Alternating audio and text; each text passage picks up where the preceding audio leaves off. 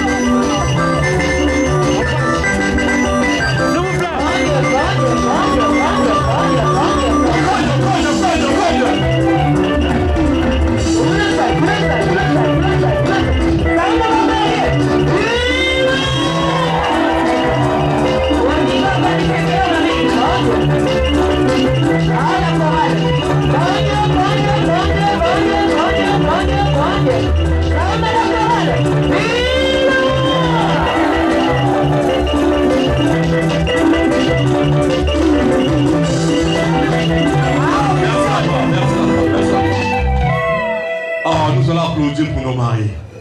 Applaudissons. Applaudissons. Applaudissons. Merci encore une fois de plus à nos deux couples. Merci donc à notre Seigneur et notre Dieu, Papa Guémilou Frassi Tchiparo. Et je disais qu'aujourd'hui, nous sommes ici pour célébrer. C'est une journée de louange et de bénédiction à notre Dieu et aussi je mets là les deux bénédictions nuptiales. Mais avant que je rentre dans le sujet concernant les bénédictions nuptiales, je vais donner cette information. Lorsque nous étions au Mont Sinaï, la Côte BC nous a soumis un programme et a signalé un point important avant la fête de l'enlèvement, c'est-à-dire l'Assemblée Générale qui se tiendra et la Côte BCI nous donnera le lieu. Mais je viens de dire quoi? Que la Côte BCI instruit à ce que chaque frère, chaque sœur puisse donner une somme de 1000 francs CFA pour l'organisation de cette Assemblée Générale. Parce que là-dedans, nous avons les conseils, les avocats, les juges qui vont se déplacer, et tout ça est des frais. Et l'organisation de cette Assemblée Générale aussi nécessite bel et bien les frais. Donc 1000 francs CFA a été demandé à chaque frère, à chaque sœur. Nous allons donner cette contribution dans nos sous-sections respectives, le plus rapidement possible. Les sous-sections vont remonter ça, ces contributions bien sûr, au niveau de maman, Ompa, Charlotte et Papa Nitchouka. Je crois que ce sont les deux qui concernent le volet finance dans la commission qui a été mise en place. Donc le DP c'est la sous-section et parce que c'est le DP c'est la maman Ompa. Non, Papa Nitchouka, mais ça une fiche à tous les présidents des sections d'arrangement qui vont d'ailleurs suivre cette cotisation et eux ils vont distribuer aux sous-sections, aux présidents de leur sous-section. Si une section d'arrangement on a 5, on a 3, vous distribuez ces fiches là sinon à vos 5 sous-sections pour qu'il y ait de la traçabilité. On va continuer avec les PSA parce que souvent de fois avec les PSA après ça vient par gauche, nous avons un bon cas. Peut-être ça la mango le PSA cotisation ça va nous aider pour l'avancement de ce travail qui a été mis en place. Donc aujourd'hui, je dis que nous avons les deux couples, nous allons prendre notre exhortation. Nous allons axer notre exhortation sur deux volets. Qui va prendre le conseil aux mariés et au même moment l'exhortation au niveau de tous les frères et sœurs. Nous avons axé le premier point sur ne faites pas du tort à autrui. Ne fais pas à l'autre ce que tu ne veux pas qu'on te fasse. Et le deuxième point, dans notre exhortation, nous avons pris la gestion de notre vie sexuelle. Je crois que les deux points vont cadrer avec les mariés et l'exhortation des frères et sœurs.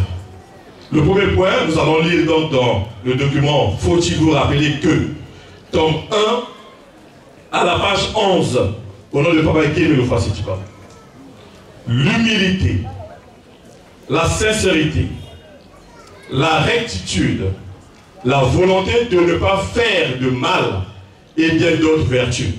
Si une personne s'efforce de vivre selon ses préceptes, elle a l'assurance qu'elle progresse vers le bien, même si elle n'a pas de vision ou de pouvoirs spéciaux.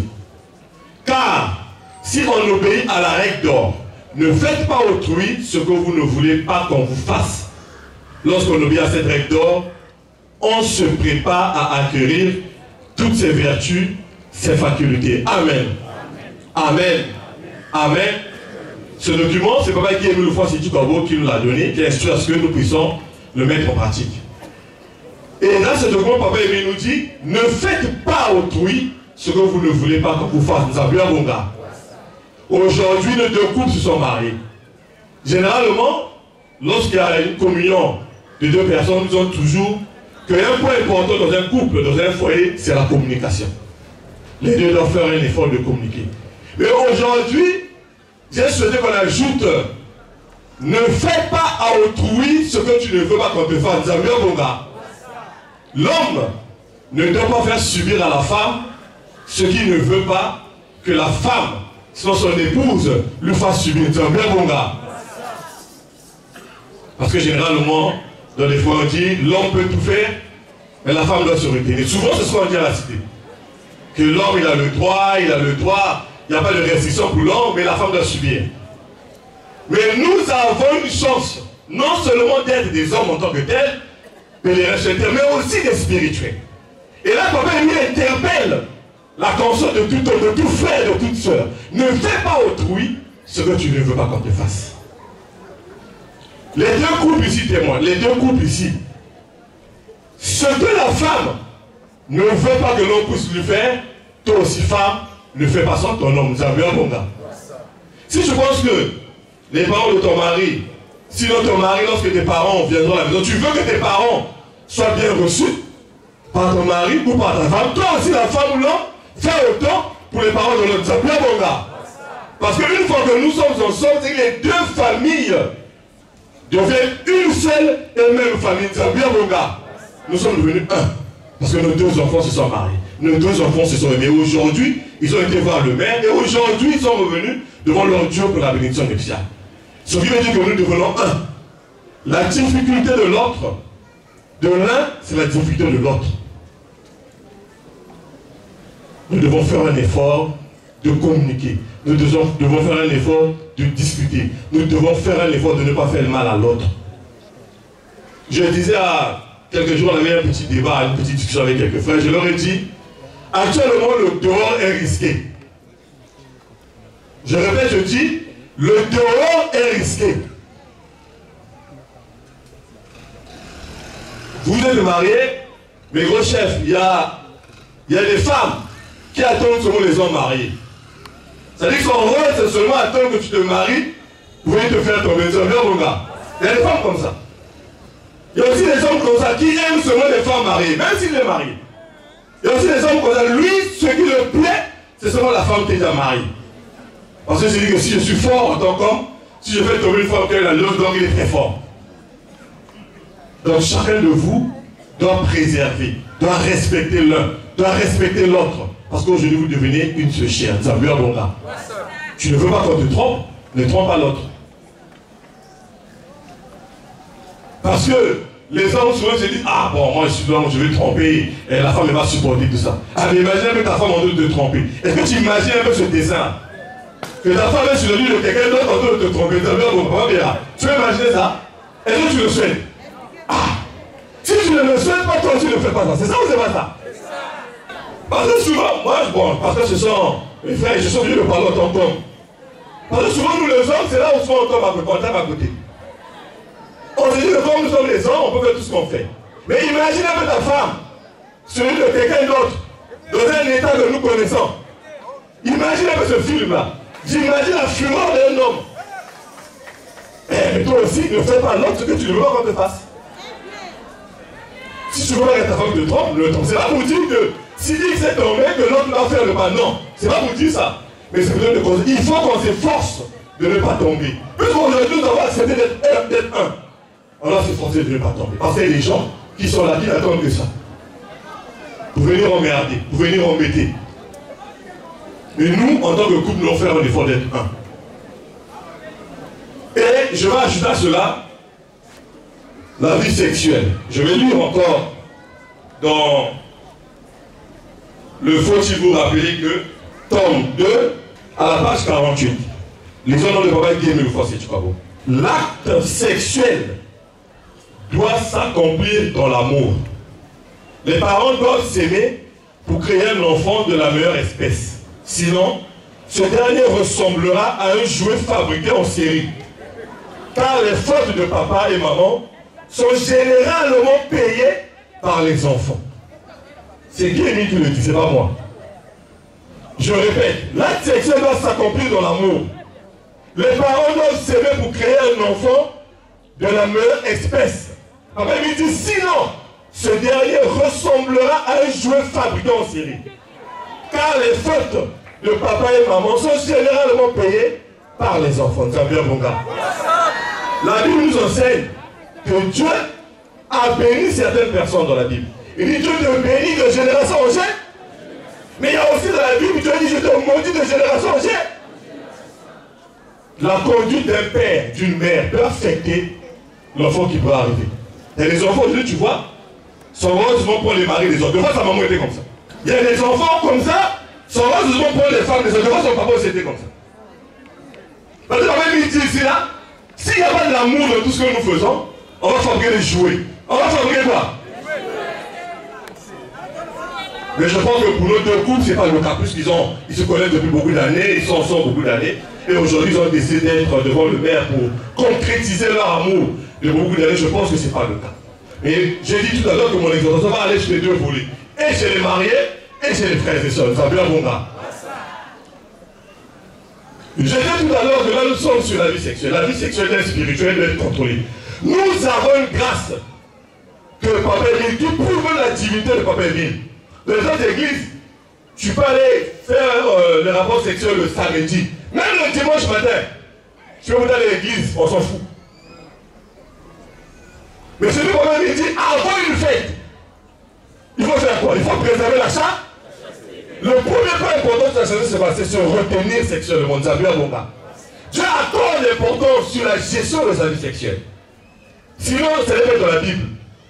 1 Thessaloniciens 4, verset 3 à 5, la bonne va préparer, je crois que c'est dedans c'est mentionné. Dieu nous exhorte à nous retenir. À un certain moment, femme, il faut respecter ton mari, c'est un besoin. Ça arrive, il faut respecter la femme pareil, l'homme pareil. La femme dit je suis fatigué, l'homme doit comprendre. L'homme dit je suis fatigué, la femme aussi doit comprendre. Parce que vous deux, vous devenez un. Si l'autre est fatigué, l'autre revient du boulot, il est fatigué, il a beaucoup travaillé. Parce que tu as besoin, tu veux faire tout. Ah, comme l'homme est fatigué, donc c'est sûr que dehors, non. Des fois il est fatigué, mais du travail. Parce que les hommes, je ne vous dis pas, c'est pas facile d'être homme. Et je disais à ma femme récemment, être homme, c'est pas facile, hein.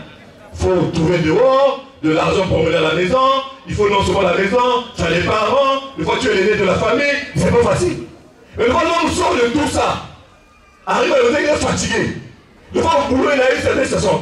À la maison, quand le soir, il a dit non, bébé, je suis fatigué. En prochain mois, ah non, c'est sûr que voilà la garde. Non! Des fois, il est fatigué. La femme aussi, pareil. Des fois, la femme aussi est fatiguée. Elle sort du boulot où elle a fait le ménage à la maison, elle est fatiguée. C'est un peu comme on ne soit pas des robots. Et quand même, il nous interpelle de bien gérer notre vie sexuelle. Parce que le mauvais usage du sexe tue la spiritualité. Vous avez un bon gars. Ça tue la spiritualité. Quand même, il est clair. Et quand nous lisons les grands hommes de la Bible sont tombés sur le sexe. On prend l'exemple que nous connaissons tous de Salomon. Après plusieurs concubines, après cette mariée, après plusieurs femmes, et qu'est-ce qu'il a fait tomber? C'est une autre femme. Parce que Dieu l'avait dit, je te donne ça, mais attention, tu n'épouseras pas une femme étrangère. Nous, papa, on ne sait pas qui tu vas croiser. Tu ne sais pas qui tu vas faire. Papa verra. Tu vas arriver dehors, une jeune fille, au boulot ou dans la rue, tu fais les beaux yeux, prends des pantalons serrés, tu ne sais pas quel est son but. Il y a des filles qui ont l'objectif de faire baisser la spiritualité des gens. Il y a des filles qui sont là. Même ici, on a. Même ici, on a. Ah, la chère se marie. Ah, son gars, il est beau, hein. Ah, je le. Ah, non, on dirait, moi aussi, ma fille, ça programme. Vous voyez? Donc il faut être prudent. Il faut, moi je dis souvent aux frères qui discutent, moi je leur ai dit, moi je prends des précautions. Je vous donne mes formules. Parce qu'aujourd'hui on est sur une fois conseil. Moi mes formules c'est quoi pour éviter? Non seulement après mon boulot, je rentre chez moi depuis un moment, j'ai changé mes programmes. J'ai fini mon boulot, je rentre à la maison. J'ai ma femme, je suis ma télé, je m'amuse avec mon enfant, je fais ce que je peux faire et puis je dors. Je prie, je dors. C'est vrai, je parle des bureaux des amis, mais je ne mets pas trop du temps. Mais aussi, tu peux être tenté, c'est-à-dire quelqu'un peut t'aborder. Ah, le frère Béra, ah, comment tu vas? Moi j'ai une situation, hein. Pour moi j'ai déjà acheté 2 foulards et une barrière. Toi, en tant que frère, c'est normal, tu rends service. Tu as donné 10 000, première fois. Deuxième fois, il revient encore. Ah, papa Béra, non, voilà la fête là-bas, je n'ai pas le billet. Ah bon, il n'y a pas de souci. Prends. Troisième fois, c'est pas des messages. Non, papa Béra, moi vraiment, la maison, ça, dépanne-moi. Moi, qu'est-ce que j'ai fait à 2 soeurs une fois comme ça? J'ai pris l'argent, j'ai donné à ma femme. J'ai dit, allez, prends ça chez ma femme. Et depuis ce jour-là, ils ne m'ont plus jamais demandé l'argent. Donc, je comprends que l'intention, c'était pas seulement les mariages qu'elles avaient demandé. Je comprenais qu'elles avaient d'autres intentions. Hein, mon gros chef? Donc, il faut savoir jouer sur le terrain. Je dis toujours à mes autres frères, il ne faut pas être près de la frontière. Il y a des choses qui disent ça. Il faut invité. On t'écrit une fois, message. Oh bon, on va manger. Tu t'es énervé, madame à la maison. Bon, je vais quand même manger avec X. Ah, tu sais pas, le jour là aussi, tu tombes sur une fille qui est très technicienne, tu tombes. Tu tombes. Et puis c'est fini, tu regrettes. Non seulement parce qu'il y a ta spiritualité, mais aussi il y a la maladie. Le terrain glissant, hein? Le terrain est très glissant. Donc vous devez prendre les mesures, les précautions. Moi, généralement, si j'ai une soeur qui m'écrit, si il y a une soeur qui sait qu'elle m'a abordé, elle doit savoir que ma femme le sait. Déjà ma femme, ah, grâce, il y a la soeur interne qui veut m'aborder. Ah, donc quand tu penses que ma femme te regarde, ah, c'est toi qui vas aborder mon mari. Moi je te réclame. Il faut réclamer à vos femmes parce que vous formez un. Ta femme aussi doit réclamer à son homme parce que vous formez un. Ça vient mon gars. Donc si il y a des choses ici qui savent qu'elle va aborder pour il faut maintenant savoir que ma femme le sait. Là je lui avais dit, ah mon gars, son la soeur là-bas. Donc quand je passe à ma femme, vous dites, ah, c'est toi qui embête mon mari. Parce qu'aujourd'hui vous êtes un, n'acceptez pas de reculer.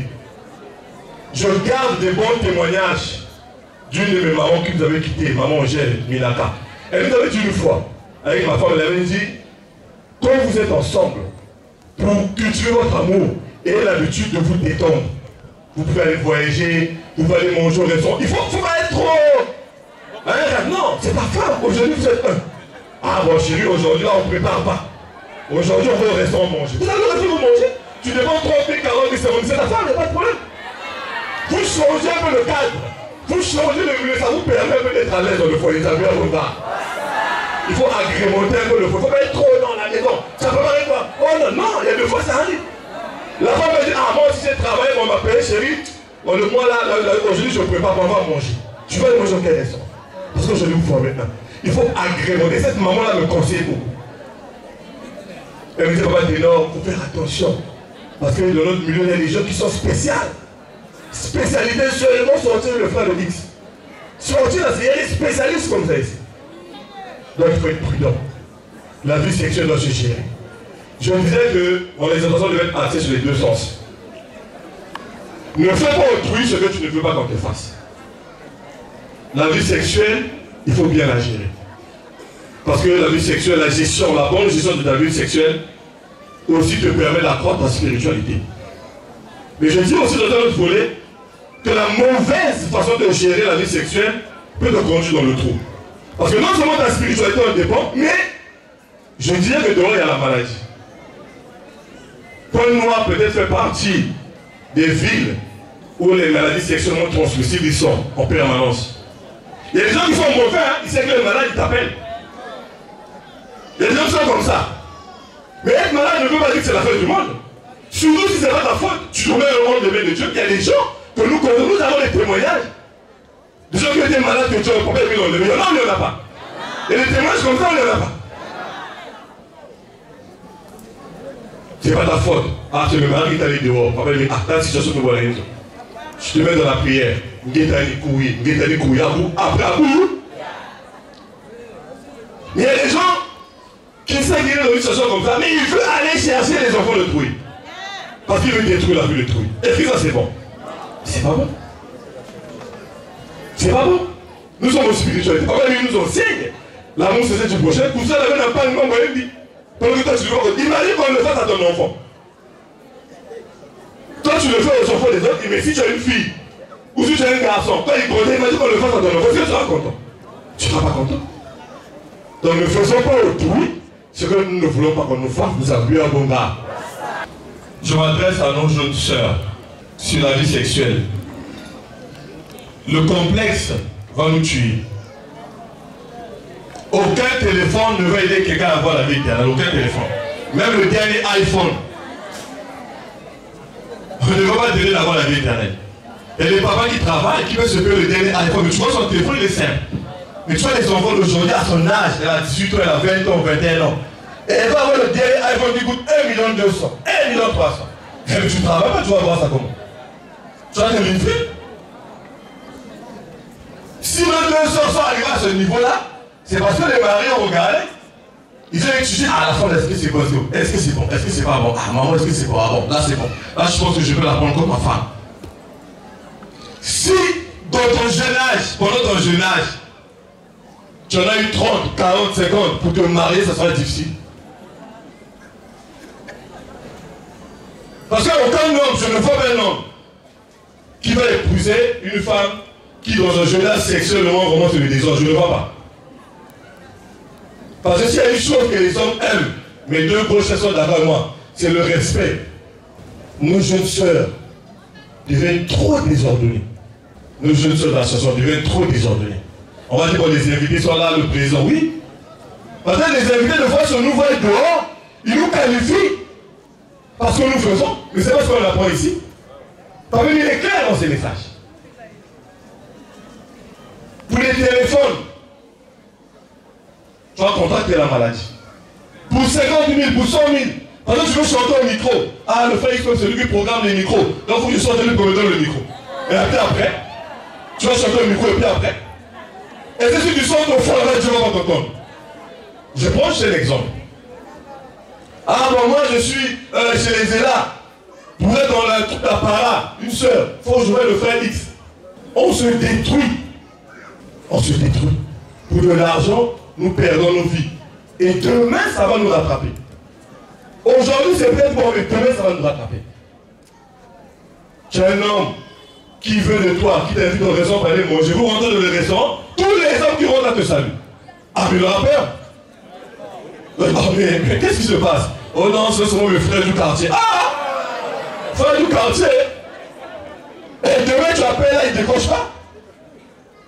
Après, demain, il décoche pas. Oh non, on fait ailleurs, il a fouillé. C'est maintenant qu'il faut régler sa vie de demain, c'est aujourd'hui. La vie de demain, ça rend, on s'organise aujourd'hui.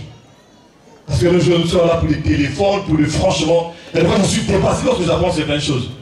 Et j'espère que ce n'est pas vrai. Parce que si c'est vrai, mais franchement, c'est très désolant. La vie sexuelle, toi, nous, papa me dit, on doit s'efforcer d'organiser cela. Parce que ça va te rattraper demain.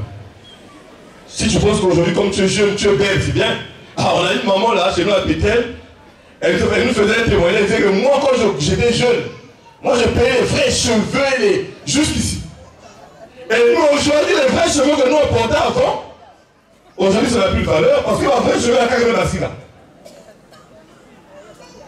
Donc aujourd'hui, tu vas être belle, tu as 20 ans, tu rêves, c'est bien. Tu vas fonctionner, mais à 40 ans, à 35 ans, il n'y a plus rien. Parce que pourquoi lui nous apprend, ce n'est pas la beauté qui va te faire rentrer dans la Mazoulou. C'est pas vraiment la beauté qui va te faire rentrer dans la Mazoulou. Concentre-toi à l'école, concentre-toi à la spiritualité, et le reste, tu vas donner de Dieu. Parce que pour un téléphone qu'on t'a appelé aujourd'hui, demain on t'a volé ça. Mais entre-temps, tu as perdu. Les jeunes, réglons notre vie sexuelle. Faisons un effort, homme comme frère, comme sœur. Essayons de faire l'effort de régler notre vie sexuelle. Papa il me dit, il a besoin de la jeunesse. Mais quelle jeunesse? C'est celle-là la question.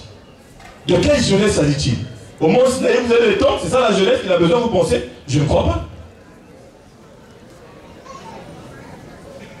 Nos jeunes d'aujourd'hui veulent trop se faire voir. Moi je vois là, même les écoles de la joie. Tu vois, ça va porter des pantalons serrés, des jupes bizarres. Et quand je vois, ça me fait mal, je dis, mais franchement, mais les parents. Ah, les parents doivent prendre le comportement de Job, qui faisait le couiller pour les enfants, parce que franchement, ça ne va pas. Parce que Job, lorsqu'il constatait que des enfants, il disait, ah, Dieu, peut-être papa, il aimait Soumouka. Mais nous, en tant que parents, parce que je connais la loi, comment le fruit barbe? Parce que franchement, sinon demain, ça va être compliqué ici. Sinon demain, ça va être compliqué. La jeunesse. Papa Emile a besoin d'une jeunesse propre, d'une jeunesse sérieuse, qui va prendre le relais de nos papas. On n'a pas besoin des jeunes briseuses de foyer, non, on n'a pas besoin de ça. Papa a commencé avec sa maman depuis beaucoup d'années. Toi, comme tu peux te connaître, comme nous, c'est le frère en question, je ne sais pas. Et la pauvre maman là-bas, en train de pleurer, elle pleure. ça va retomber sur toi. Demain, ça va te rattraper. Rectifions nos mauvais comportements. Personne n'est parfait. Je dis personne n'est parfait. Parce que nous faisons des erreurs. Tous nous péchons. Personne n'a dit qu'il est parfait. Personne. Ne va aller sur toi vous dire moi je suis le plus parfait. Il n'y en a pas. Tous nous sommes des pécheurs. Lorsque nous commettons, faisons un effort de demander pardon à notre Dieu. Et de ne plus reprendre. De ne plus reprendre. Parce que si tu te dis avant de me soumettre comme ça, donc je ne veux pas la prière. Non. Tu as fait des erreurs. Tout le monde fait des erreurs. Une fois que tu te reproches, ça te fait mal. Abandonne, ça ne fait plus ça. Et demande l'aide de Dieu de ne plus revenir. Ça bien bon gars. Pour les mariés, je veux conclure par la prière. Aujourd'hui, nous prions, nous sommes les spirituels. La base d'un foyer aussi, c'est la prière. Mettons la prière dans toutes choses, toutes les situations qui peuvent arriver. Remettons le trône des mains de Dieu. Demain, le frère peut arrêter le boulot. C'est pas la peine parce que le frère ne travaille plus. Tu commences à manquer du frère de rester parce que toi tu travailles encore. Parce que généralement, les femmes sont comme ça. La femme, quand elle travaille, bon, je ne sais pas comment on l'a fait. La femme, quand elle travaille, quand l'homme travaille, c'est bon. Quand l'homme n'a plus rien, bon. Des fois, l'homme dit, attends, c'est là, toi aussi, hein. Ah, les femmes sont comme ça, hein. Voilà, quand on va se marier, on nous demande de toujours supporter nos femmes. D'aller travailler les femmes. Lorsque tu ne travailles plus, c'est elle qui travaille, fais attention. Non, même si elle ne te quitte pas. Mais par les comportements à la maison, si tu t'appelles cœur, tu vas partir. L'homme doit supporter la femme. La femme doit supporter son homme, quelles que soient les difficultés. Il n'y a rien de plus beau en couple de passer des moments de difficulté, des moments difficiles ensemble. Il n'y a rien de plus beau. Une fois que vous allez franchir ces étapes, vous allez voir que vous allez devenir comme deux, c'est-à-dire que deux inséparables. Parce que vous allez traverser des moments difficiles ensemble. Les problèmes de foyer, mes frères, gardez ça à la maison. Parce que vous me connaissez. Ah, maman à la maison, ah, maman ne prépare pas bien. Ah, toi aussi tu vas, ah, moi c'est la gana, là, bien, t'es mis à clic, on va vous le manger au restaurant. Et demain c'est le même qui va dire ça à ta femme. Oh, mais quand l'ami est venu me voir, il m'a dit que toi tu vas dire que moi je ne prépare pas bien. Corrige ta femme. Si tu peux arranger, tu arranges pour que ça se fasse dans l'ordre. Pareil pour les femmes. Les histoires de foyer, c'est vrai que nous avons nos témoins qui peuvent arriver pour nous aider, mais vous devez vous efforcer à les régler vous-même. Vous demandez l'aide de Dieu, vous réglez ça, après vous asseyez, vous discutez. Si le mari a constaté quelque chose qui n'est pas bon, il appelle sa femme. Ah chérie, moi j'ai appris ça, je vois ça, non, je n'aime pas ça. Ah ok, d'accord, excuse-moi. Et c'est passe. Si vous ne vous efforcez pas à arranger vos problèmes, ça ne va pas vous aider. Parce que je vous dis, dans un foyer, quand vous êtes en colère, c'est pas bon. Vous devez vous efforcer, quel que soit le problème qui arrive, vous asseyez, vous discutez. Vous réglez. Vos problèmes de foyer, vous gardez ça. Vous arrangez ça entre vous. Surtout chez nous à Luzolo, là, le terrain glissant, hein. Ah, tu vas aller dire, oh, ma femme m'a fait aussi. Hé, les mères, ils vont raconter ça. Oh, la femme ne peut pas bien. Oh, mon président, mais regarde. Quand tu lui dis que tu te confies, et mon rêve, tu ne te confies pas, ça va sortir. Quand vous avez un problème, mettez-vous dans la prière et je crois que le reste, ça va aller au nom de Papa qui est une fois. C'est comme vous dites, plus un bon gars. Je vais terminer par lire ceci. Toujours il faut-il vous rappeler que le tome 2 à la page 48, les gens viennent sur cette terre comme à l'école pour apprendre. Et si les époux étaient idéalement heureux ensemble, ils n'apprendraient pas, car il n'y aurait rien à apprendre. Ils viennent ici pour vivre ensemble en bonne intelligence. Cela fait partie de la leçon que tout un chacun, époux, épouse, doit comprendre. Ils doivent apprendre à donner et à recevoir. Les gens, époux, épouses, présentent des contrastes qui agacent, qui tapent sur les nerfs. L'un doit apprendre à se corriger de ce travers agaçant. L'autre doit apprendre à le tolérer. N'importe quel couple, ou presque, pourrait vivre dans l'entente si chacun apprenait à donner et à recevoir. Un mari et une femme devraient attendre un moment favorable, puis exposer amicalement, courtoisement, poliment, calmement, sans précipitation les motifs de leur mésentente. Si un mari et une femme s'entretenaient ensemble de ce qui les oppose, leur union serait plus heureuse. Nzambi Abonga.